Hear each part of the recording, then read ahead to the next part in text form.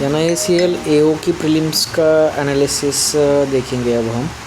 तो English section में मैंने अटेम्प्ट किए हैं 30, लेकिन एक्यूरेसी 80% के आसपास ही रहेगी शायद, क्योंकि पैराजंबल थोड़ा ट्रिकी था। पैराजंबल में सभी को प्रॉब्लम हुई, सभी थोड़ा ज़्यादा ही कंफ्यूज थे।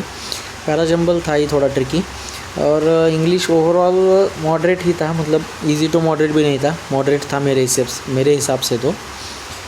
तो ऐसा इंग्लिश का है। अभी क्वांट ठीक था। क्वांट में अप्रॉक्सीमेशन के 5 नंबर के आए थे, नंबर सीरीज़ 5 नंबर के आए थे। DI एक अच्छा वाला था, ये वाला DI थोड़ा सा अच्छा था, मतलब नॉर्मल ट्रिकी था। मेल फीमेल थे, मतलब ये DI बताता हूँ कैसा था कि एक मेल इज़ टू टोटल का रेशो दिया था, मतलब male is to total, and second column में था मेल और फीमेल का डिफरेंस। मतलब ठीक था, इतना भी कुछ डिफ़िकल्ट नहीं था। जैसे कि मेल इज़ टू टोटल दिया है 5:8, एंड अगले कॉलम में दिया है मेल और फीमेल का डिफरेंस 20। मतलब इसमें कैसे निकालना था कि 5:8 टोटल 8 है, तो उसमें से 5 पार्ट मेल है और 3 पार्ट फीमेल है, तो 5 और 3 का डिफरेंस 2 है, 2 20 है, तो 1 पार्ट 10 है।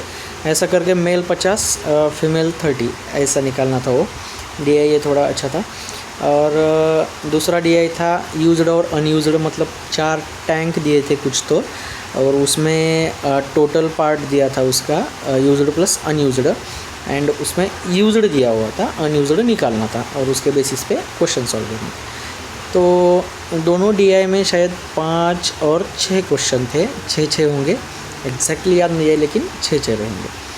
और एक कैसलेट था 5 नंबर का, कैसलेट भी ठीक था। अरिथमेटिक भी था, ठीक ही था। तो मेरे कॉन्ट में अटेम्प्ट हुए हैं 25/35।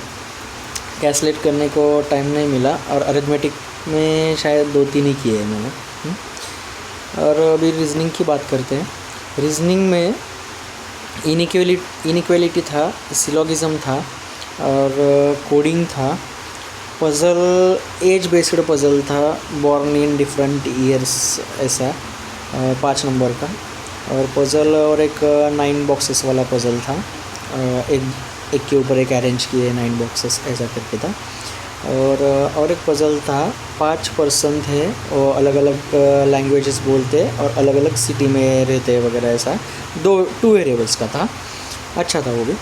और सिटिंग अरेंजमेंट 8 पर्सन का था, सर्कल में 4 अंदर देख रहे, 4 बाहर देख रहे, वो भी अच्छा ही था, मतलब ठीक था, उतना भी ईजी नहीं था। और ब्लड रिलेशन और 1 लाइनर था। तो मेरे रीजनिंग में कुल मिलाकर 28/35 हुए।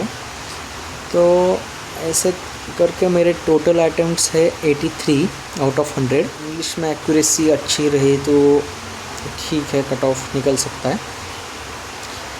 ठीक है। तो हमारे शिफ्ट के तो एवरेज अटेम्प्ट्स इसी के आसपास है, मतलब ऐसा कुछ ज़्यादा कम नहीं है, ज़्यादा ही नहीं है। तो ठीक है, थैंक यू गाइस, मिलते हैं अगले वीडियो में।